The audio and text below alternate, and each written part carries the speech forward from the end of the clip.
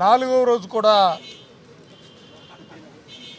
ఇందాపూర్కి సంబంధించినటువంటి అంశాన్ని చర్చిద్దామని వైఎస్ఆర్ కాంగ్రెస్ పార్టీ వాయిదా తీర్మానాలు ఇస్తూ వస్తూ ఉంటే ఈరోజు కూడా వాళ్ళు దొడ్డిదారిన పలాయన చిత్తం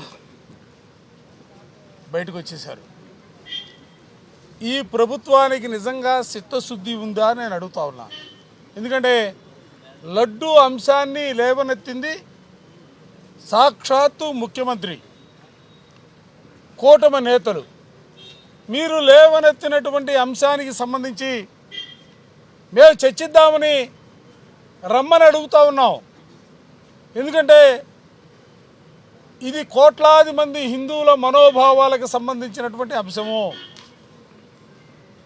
ఈ అంశం పైన ఇవాళ ప్రతి ఒక్కరూ కూడా ఆశగా అసెంబ్లీ వైపు చూస్తూ ఉన్నారు.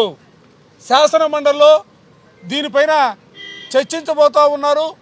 ఏ అంశాలు బయటకు వస్తాయన్న విషయాల్ని భక్తులందరూ కూడా వేచి చూస్తూ ఉన్నారు. ఇటువంటి పరిస్థితుల్లో వైఎస్ఆర్ కాంగ్రెస్ పార్టీగా మేమేదో స్వార్థ రాజకీయ ప్రయోజనాల కోసం మేము మాట్లాడుతున్నటువంటి మాటలు కావు. ప్రజాస్వామ్యబద్ధంగా ప్రజలకి, ముఖ్యంగా భక్తులకి నిజాలు తెలియవలసినటువంటి పరిస్థితులు ఉన్నాయి.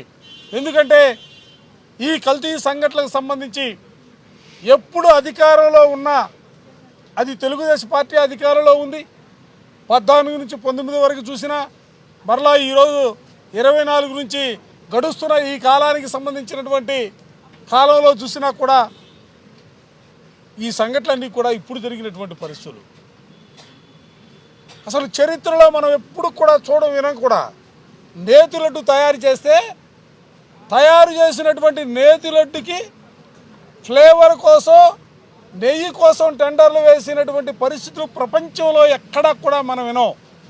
2018లో చంద్రబాబు నాయుడు గారు ముఖ్యమంత్రిగా ఉన్నప్పుడు తిరుపతిలో ఫ్లేవర్ కోసం నెయ్యికి టెండర్లు వేశారు. పరాగ్ డైరీకి సంబంధించి, దొడ్ల డైరీకి సంబంధించి టెండర్లో వాళ్ళకు వచ్చింది, నెయ్యి సప్లై చేశారు.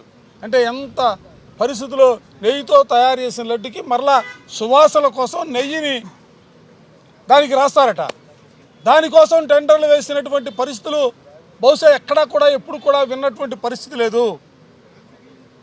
ఈ గవర్నమెంట్ వచ్చిన తర్వాతే ఇందాక మా పెద్దలు చెప్పినట్టుగా ట్యాంకర్లు వచ్చినా, బయటికి వెళ్ళినా, మరలా తిరిగి వచ్చినా, సుప్రీంకోర్టు సిట్టు వేసినా, దానికి సంబంధించి ఛార్జ్షీట్ వేసినా, మొత్తం కూడా ఈ 20 నెలల కాలంలో జరిగినటువంటి పరిస్థితులు. అందుకే వీటిపైన సమగ్రంగా చర్చించాలని చెప్పి మేము గడిచిన 4 రోజులుగా ప్రభుత్వాన్ని వివిధ రూపాల్లో అడిగాం. కానీ ప్రభుత్వం ఎక్కడా కూడా దీనిపైన చర్చించడానికి ముందుకు రానటువంటి పరిస్థితులు. ఎందుకంటే చివరికి వచ్చేళ్ళకి ఇందాపూర్తో హెరిటేజ్ కంపెనీ, దాంతో ఎక్కడా కూడా చర్చకు రాకుండా ఇవాళ పారిపోయింది ప్రభుత్వం. పారిపోతూ వెంకటేశ్వర స్వామి ఫోటోలని మేము చేతిలో పట్టుకొని చెప్పులతో మండల్లో ఉన్నట్లుగా ఒక ఫుటేజ్ని బయటకు విడుదల చేశారు. అసలు నేను అడుగుతాను, ఇందులో కూడా మీకు చిత్తశుద్ధి ఉండదా? మేము కూర్చున్నటువంటి స్థానాల నుంచి ముందుకు వస్తున్నటువంటి పరిస్థితుల్లో, పోడియం దగ్గరికి వెళ్ళాలని ముందుకు వస్తున్నటువంటి పరిస్థితుల్లో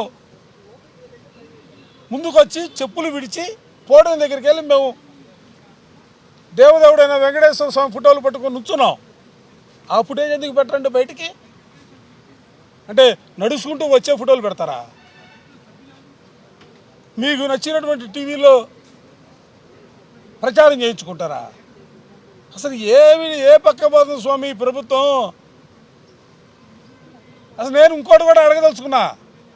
మేము మండలం నుంచి బయటికి రాలా, మాకు సంబంధించినటువంటి ఫుటేజ్ బయటికి ఎట్లా వచ్చింది? అంటే ఇక్కడ కూడా మా హక్కుల్ని హరించేయాలనా? తప్పనిసరిగా దీనిపైన కూడా చైర్మన్ గారికి రిపోర్ట్ ఇవ్వబోతా ఉన్నాం. మేము కూడా కంప్లైంట్ ఇస్తాం.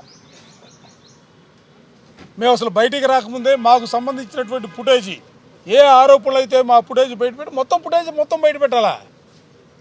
అంతే తప్ప నడుచుకుంటూ వచ్చే ఫోటోని ఆ ఫుటేజ్ అంతవరకు కట్ చేసి వాటిని మీడియాకి ఇచ్చే ఆ సాంప్రదాయం మంచిది కాదు రాజకీయాల్లో. మేము తప్పనిసరిగా దీనిపైన కూడా, ఎందుకంటే మా ముగ్గురు ఫోటోలు పెట్టారు, తప్పనిసరిగా చైర్మన్ కలిసి మేము కంప్లైంట్ కూడా ఇవ్వబోతా ఉన్నాం. నేను ఒక్కటే కోరుకునేది అంటే, అసలు ఫోటోలు సంస్కృతి, చెప్పులు సంస్కృతి ఆద్యుడు చంద్రబాబు నాయుడు గారి. మాకు అసలు అందరికీ ఆద్యుడు. ప్రపంచంలో బూట్లు వేసుకొని చెప్పులు వేసుకొని పూజలు చేయొచ్చు, కొబ్బరికాయలు కొట్టచ్చు. దీనికి ఆద్యుడు ఆయనే. ఏ ఫోటో చూసినా ఆయన ఫోటోలు, ఏ ఫోటోలు చూసినా శంకుస్థాపనలో కానీ ప్రారంభోత్సవాల్లో కానీ ఏ ఫోటోలు చూసినా కనపడుతూ ఉంటాయి. అదే ప్రత్యేకంగా చెప్పాల్సినటువంటి అవసరం కూడా లే. అటువంటి పార్టీకి సంబంధించిన వాళ్ళు లోన ఏదో జరిగిపోయిందని ప్రపంచానికి చెప్పాలని వాళ్ళు ప్రయత్నాన్ని ఎవ్వరూ కూడా నమ్మరు. మీకు నిజంగా ధైర్యం ఉంటే, దమ్ముంటే ఇందాపూర్కి సంబంధించినటువంటి అంశం పైన, దానికి మీకు హెరిటేజ్కి ఉన్నటువంటి సంబంధం, దీనన్నిటిపైన కూడా లడ్డు మీద రకరకాల వివాదాలు సృష్టించి చివరికి ఆర్థిక లబ్ధి పొందడానికి చేసినటువంటి ప్రయత్నాల మీద మీరు చర్చకి సిద్ధం కండని మేము మీ ద్వారా కూడా వాళ్ళకి చెప్పదలుచుకున్నాం.